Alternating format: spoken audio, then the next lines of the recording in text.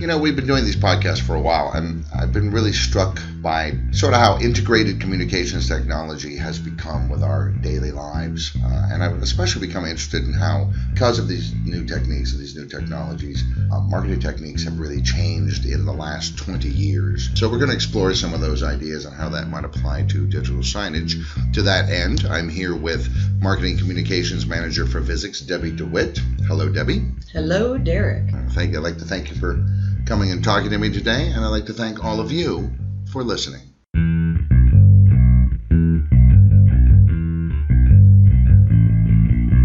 This is digital signage done right. Whether you're new to digital signage or a seasoned pro, this podcast gives you practical advice about systems, communications, and content to better engage your audience. I'm Derek DeWitt, Communications Specialist for Visix. Welcome to Digital Signage Done Right. So, people today, we're constantly on the go. We're getting information from multiple channels. We're walking around with these touchscreen computers in our pockets that they say are more powerful than the computers that, sent the Apollo landings to the moon. How do you compete with all that noise? How do you grab attention? Digital signage is another way. It's sort of an externalized version of this. And one of the things you hear a lot being talked about is creating this more consumer-like experience. So I've been thinking a lot about how we consume information as people and digital citizens today.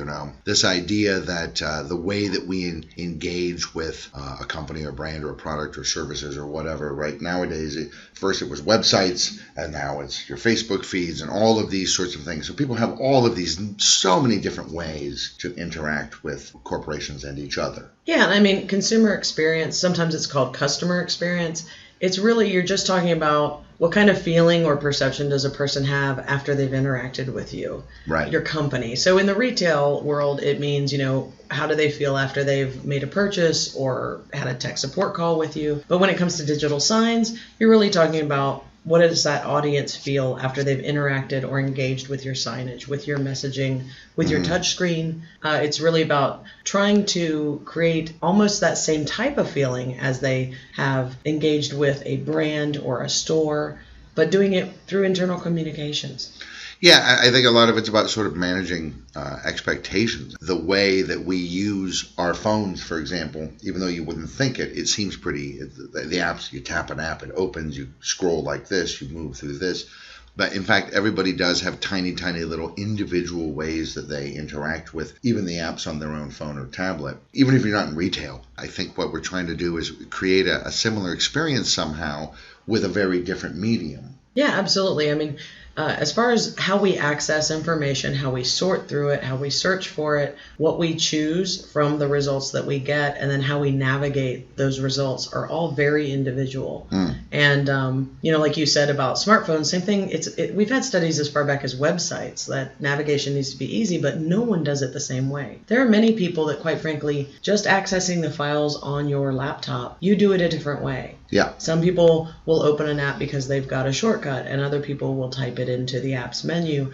Like, everybody is very individual, and that's actually wonderful. And that's what we're trying to tap into, make people feel like it's an individual discovery. I always joke that no one would organize their kitchen the way I have mine organized. Oh God, that's the truth. But it's absolutely true. You go into a friend's house or something, and you're like, "Why are your books there? Why is this your silverware drawer? Are you insane?" Actually, a bookshelf is the best way to see the differences in individuals, how people categorize their library, or if you're on a Kindle, like how people store their things. Is it by genre? Is it by title? Is it alphabetical by author? I had a friend who actually organized his bookshelf by the color of the spines. So all the green ones were here, all the blue ones were here. Wow, that would be beautiful, but very hard to remember how to find something. I hope you didn't have a whole lot of books. I think he had to write an index for it. Yeah, who the heck knows how people are going to organize their physical spaces, the way they interact. Some people have a million icons on their desktop, and some people have a really clean desktop. One of the things that really strikes me is interactivity. I cannot help but think that digital signage is quite clearly moving towards interactive 100%. That's going to be be the future soon. Yeah, absolutely. I mean, we all have touchscreens in our pockets, like you said,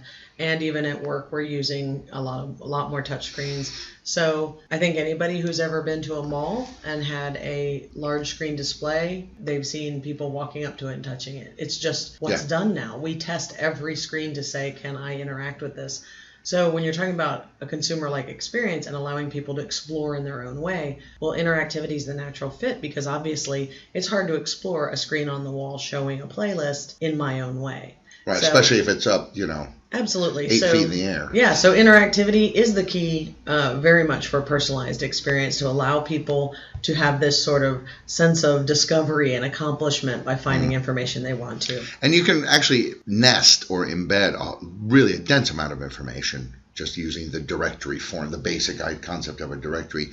It can be anything. It's just like on your computer, folders, and then a subfolder and a subfolder inside that, and da-da-da. You can just have all of this information, really an astonishing amount of information through an interactive touchscreen. Yeah, if you think of a website, you always have top menus and then sub pages.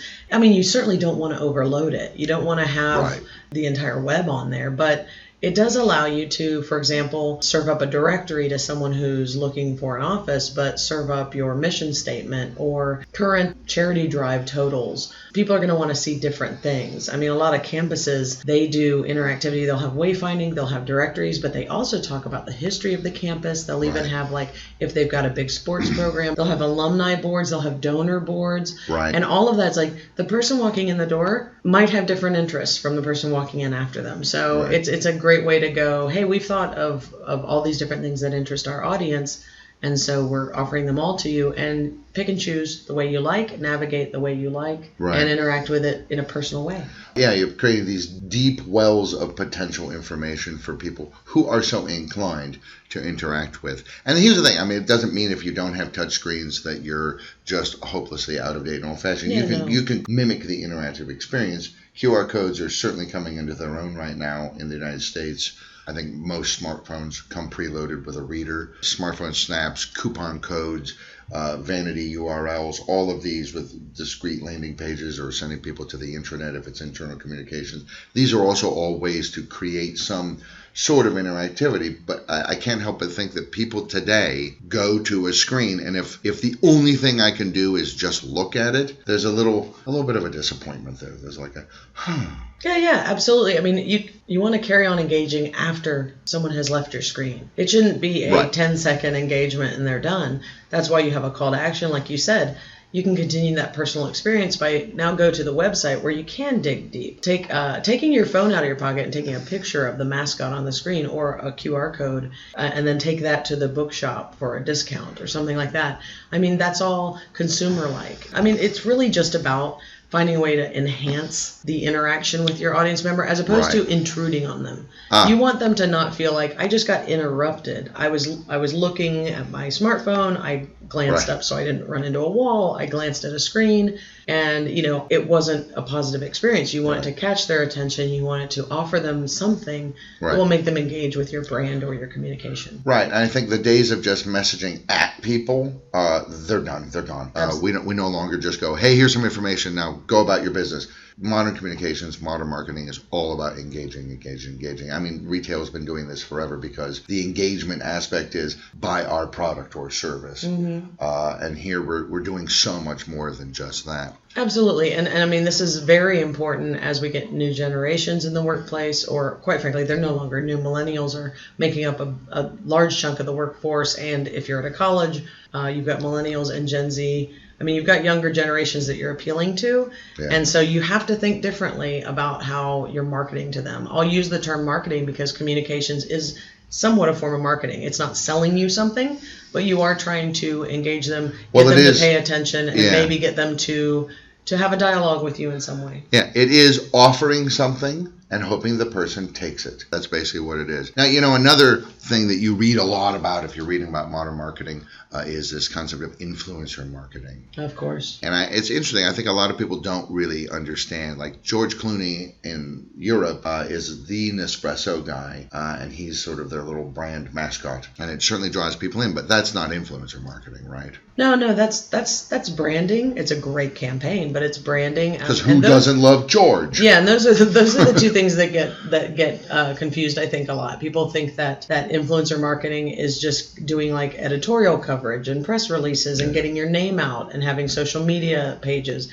That's branding, that's communications, but influencer marketing is getting someone else to promote you organic. Because they dig it. Quite frankly, it should be organic. It is meant to be organic. It has been co-opted a bit by marketing and people are paying influencers. But the fact is, it should be getting people in the world who have followers. This is almost always on social media. Influencer marketing is a social media creation. And web. Yeah, it is getting people who are considered authorities or just stylish or just popular to say, I like this thing, I like this brand, I like this product, and actually spread that word. It can be as simple as, there's a whole YouTube channel of someone unboxing things. It's like, that's a huge, the unboxing videos are There's massive. one with a boy who unboxes toys. And it's about, do I like, and that's a very experiential, you're watching someone else's experience going, do they like this packaging experience? The delivery, are they excited? Is it easy? And P.S., it's also promoting that particular product.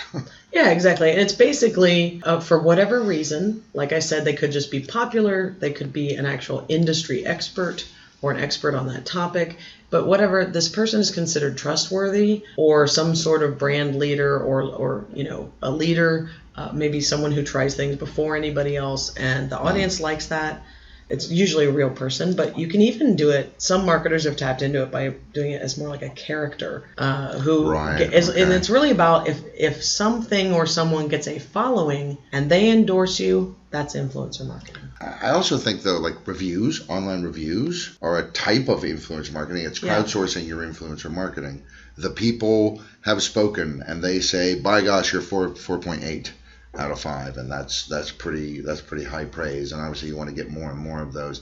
It's not a good idea to create fake accounts. People can kind of see right through it. Testimonials, getting people's opinions out there. I mean, you're kind of creating champions in many ways. Yeah, and actually, the way this influences digital signage is if you get reviews, positive or negative, in truth, if you want to be transparent, put them on your digital signs. If you have testimonials, absolutely put those up there. If you simply do a training survey, for example, Visix does a survey for any implementation, tech support, or training. If someone gives a compliment to George in our tech support group, put that on your digital signs. It's great because it builds brand. It's not selling anything. But you could show that to internal employees, but you can also show that to customers, because what you're doing is you're saying, hey, we're promoting ourselves, but we didn't do it. An influencer did it. This isn't us. We're not saying this was a pleasant surprise. We're not saying George is the best tech support guy this month. A customer did. They said this about him. Right. And so it gives that separation, and especially for like millennials and younger people, they don't want to be marketed to. They don't want to be sold. They resent it. They resent it. So instead, they want facts. They want other people to say, you should check this out. You should go with this. You should actually consider this. I did. I liked it. Right. And it's not the company who, of course, has a reason to tell you that it's great, telling you it's great. It's someone else doing it. This idea of having social media boards on there, your digital signage, you can have contests, you can do profiles of various things, let people submit things, videos, pictures, what have you. Yeah, it's great to crowdsource content. I mean, it's a big job to put something up all the time. And since influencer marketing is going on out there, and branding and these other things, basically you can pull that in on your screens and it saves you so much more time. Right. And really what you're doing is you're creating a dialogue in many ways, or at least something that's similar to a dialogue, as opposed to just, hey, we're a brand you can trust. Yeah, people want to participate. I mean, people want to share things. They want to share in that experience. We're going back to that consumer-like experience. This is just the abstracted version of a touchscreen. Exactly. You know that any large brand out there, like a Nike or Banana Republic, they have a whole online presence that has nothing to do with selling. They have they're Instagram. promoting lifestyle. It's lifestyle, and what they're saying is, if you like this, share it. And you can do the same thing really by promoting. You can also just directly ask people to share and submit testimonials. You can put that content up, and then certainly show those results. And like you said, make people feel like they're part of the dialogue. Right. And the thing is, it's not just making them feel like that. They really are part of it, you know. A lot of it is you have to know who you're talking to. And the thing is, especially all of this technology, there's a lot of public-facing, forward-facing, outward-facing tech, but there's a lot of stuff under the hood as well. I mean, anybody out there who has tapped into Google Analytics, the depth and width of knowledge is overwhelming. Yeah. It's preposterous how much big data we can gather now on our audiences and how they behave and what they do and how their workflow, their viewing patterns go, and they go from here to here to here to here. Yeah, and it's great, and it's not scary. A lot of people get scared of this. It's not personal. I don't know what Derek is looking up on my website. They generate a fake IP to say, if you want to follow this person, we're going to call John Smith, but it's not actually John Smith. But yeah, it gives you this huge data set, and knowing your audience. I mean, if you don't know your audience, you're just pushing out your own message. How can you communicate with them? You're talking to yourself. Yeah. You're just talking to yourself. You have to talk to them. So, I mean, we've talked about different generations. You have to parse who you're talking to, when, where, the differences. And granted, in a shopping mall, you're talking to everybody all the time. But like, if this is organizational communications, which is really our focus, we're talking about forget the retail, bring this into your company or your government office or your hospital. You really need to pay attention to who's looking at your screens, when, and why. And it's not just demographics. That's certainly one level, and that's the most understandable because companies have been looking at demographics for ages. Sure. But I mean, it's also now we can see viewing patterns, we see behavior patterns, we can see. In Google Analytics, I can actually see a lot of people who go to my website are also interested in traveling by train or are interested in going to the movies in the cinemas and things like this. Like, that's a really interesting depth. Now, the reason that I know this is because those people have voluntarily allowed Google and the web in various profiles and so on to access that information. So you're not really spying or anything like that. Oh, absolutely. When we say this, I mean, we're also talking about when we say like get big data. I mean, big data is much bigger than any organization is going to collect. We're not talking usually. NSA stuff. Yeah, internally.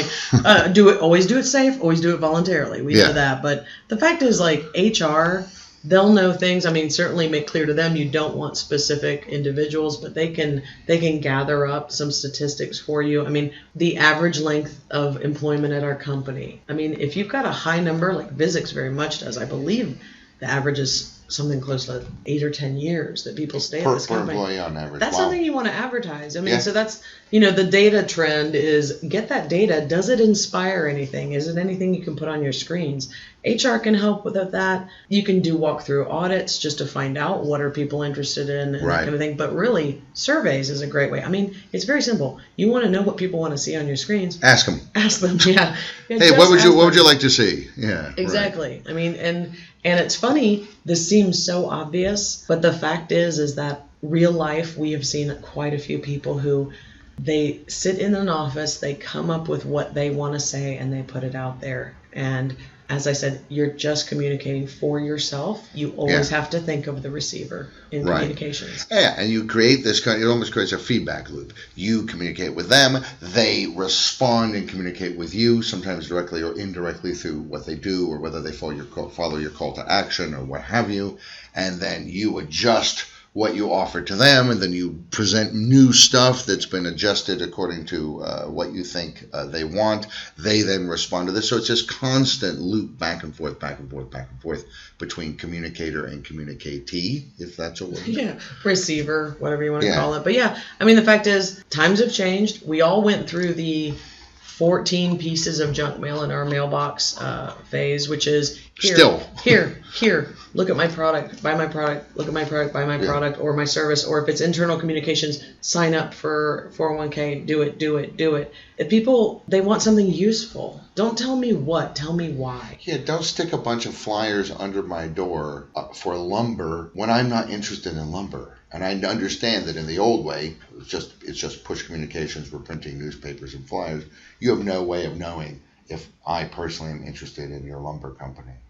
Yeah, I mean, in marketing, it's been a long time since we switched over to talking about features to talking about benefits. It's been years and years. Yeah. So I mean, really, people are looking for communications and content that's relevant, that's useful to them. Yeah, and then the last thing that's very much on in all marketing newspapers and articles and blogs and publications and so on, all the much of the talk these days is about content marketing.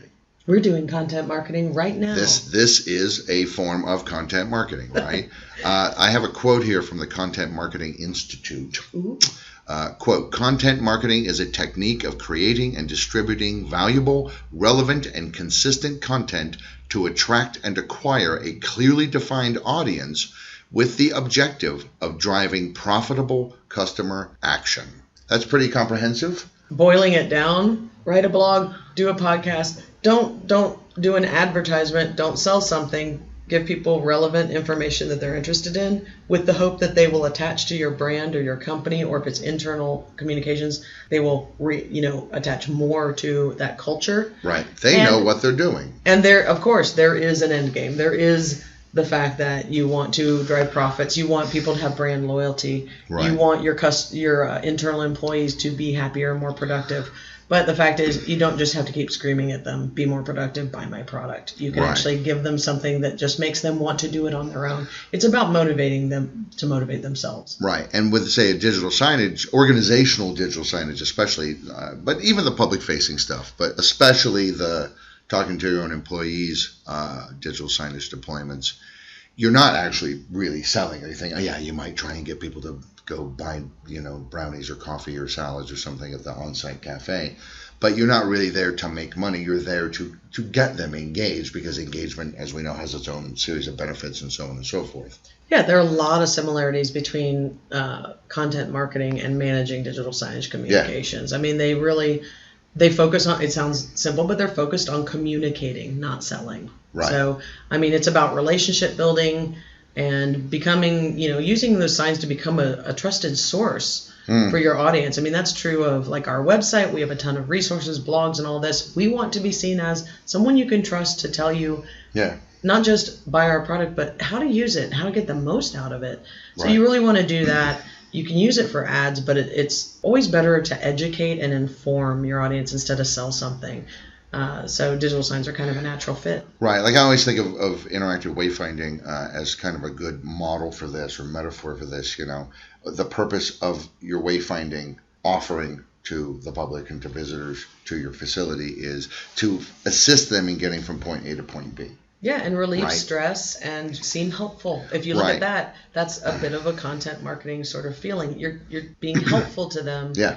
Can you imagine how irritating it would be if you're going, okay, how do I do this? And then periodically along the little red line that's drawn on the map, ads popped up, right? That would be idiotic. Nobody would do that. Everyone has seen it in malls. Many times you're wayfinding, they've sold that space of, we're going to put the McDonald's logo and even have it But that's animated. fine. The logo is fine. Right, but it's animated, but sometimes you can touch that and an ad will pop up. Right. And that's fine because it's optional. Right. What we're talking about is, again, we're back to consumer experience. Let people discover what they want to, and don't put it in their face. Don't interrupt them when they're in their own search for information or learning something from your screens. Yeah, that's exactly so. Yeah, I mean, really, content marketing and digital signage are both really about attracting an audience and retaining an audience, creating sort of loyalty. Like there's a new blog website called Medium, and you'll see trends in there, and you'll see people will follow certain people and I trust this person. I've read 5 of this person's blogs,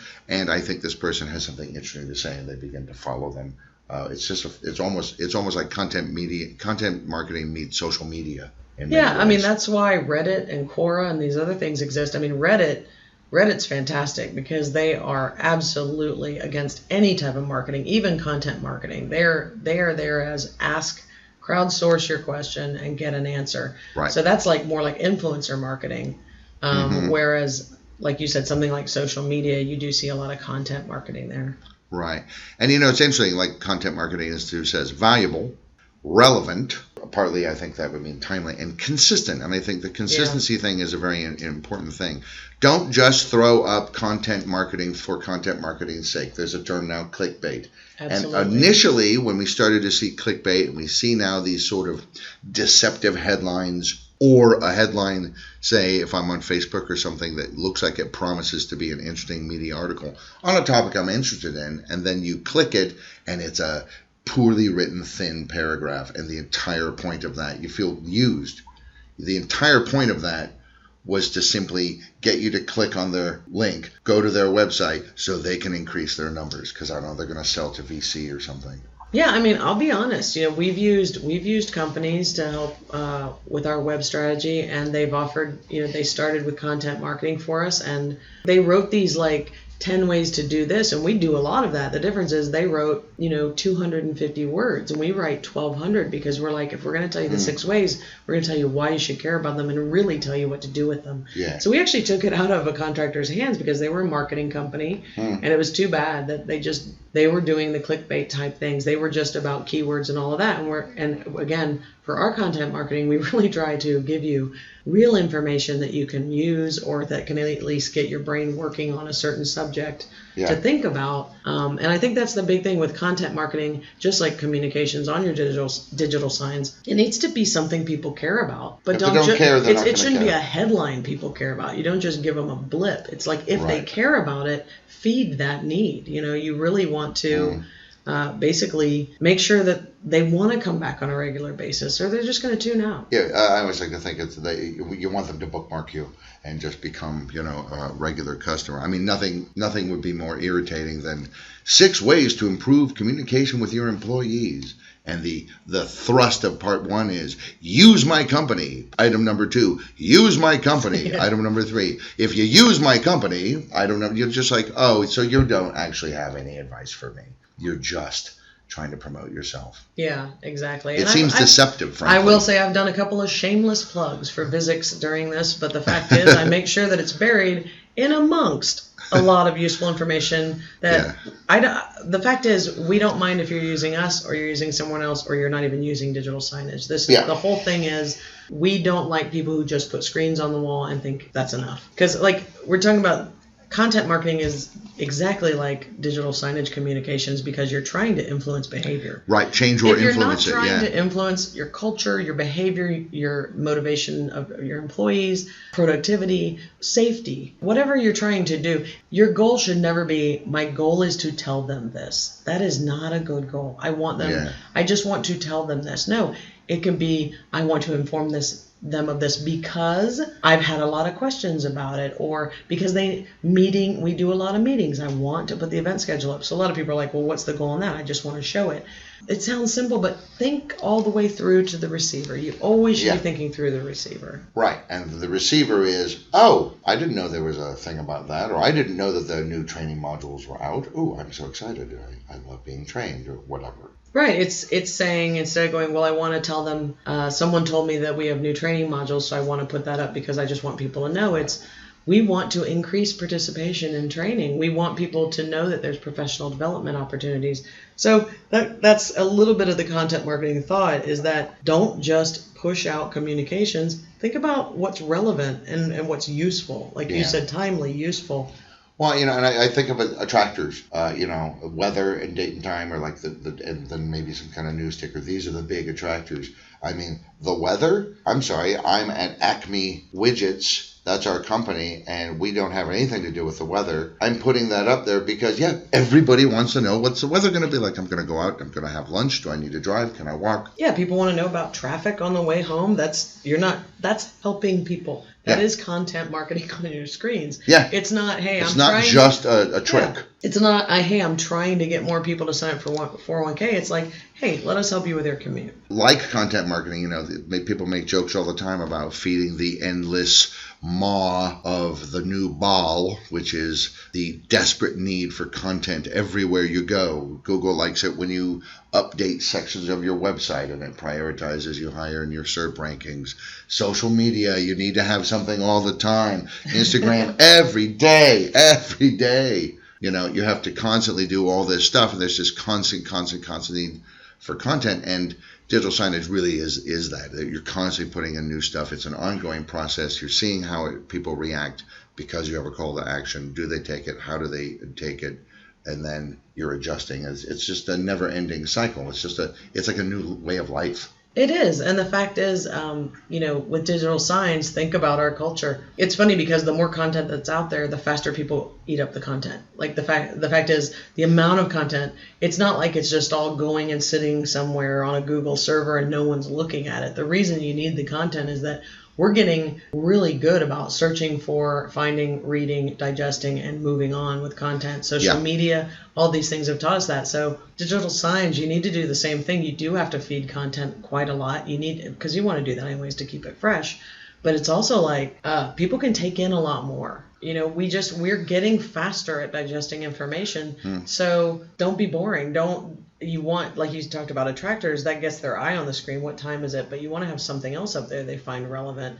And you want to make sure that that happens all the time, because if they walk by 4 times, see the same thing, or for a whole week, every single time they walk by, they just see this one video There's looping. That picture of that dog. Or just, a lot of people do these, like, here's a video about our company, and it just loops and loops. People will not look at you. They'll come back next week and not even glance at the sign. That's just garbage. I don't care. Yeah, I think, and you said something earlier, put yourself in the viewer's shoes. I walk in, I'm Joe Schmo from the city, and I've come in to have a meeting with somebody. So what are you thinking? Oh, I wonder what time it is. Oh, that's an interesting thing. I didn't know that. Oh, that video wall is telling me that there's a kiosk over here that has wayfinding. Well, that's perfect, because I don't know where I'm going.